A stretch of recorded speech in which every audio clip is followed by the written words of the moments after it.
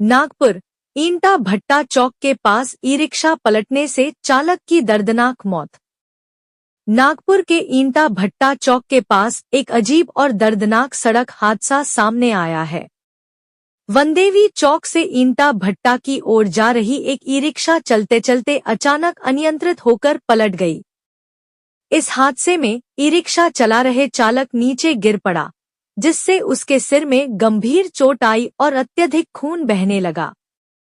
हादसे के तुरंत बाद मौके पर मौजूद लोगों ने मानवीयता दिखाते हुए घायल चालक को उठाकर पास के एक निजी अस्पताल में भर्ती कराया। हालांकि सिर में गंभीर चोट और अधिक खून बह जाने के कारण इलाज के दौरान चालक की मौत हो गई। डॉक्टरों ने जांच के बाद उसे मृत घोषित कर दिया। मृतक की पहचान नारायण धनराज मनगाते, उम्र 57 वर्ष के रूप में हुई है। सूचना मिलते ही यशोधरा पुलिस थाने की टीम मौके पर पहुंची और जांच शुरू की।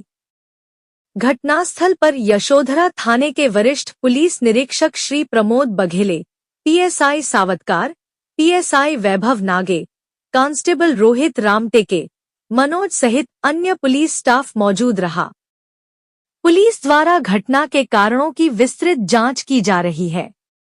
नागपूर से अब्दुल शेख की खास रिपोर्ट। आम्ही डीओ अधिकारी असताना आम्हाला पोलीस कॉन्स्टेबल यांचा फोन आला की सर वनदेव रोडवर एक अपघात झालेला आहे।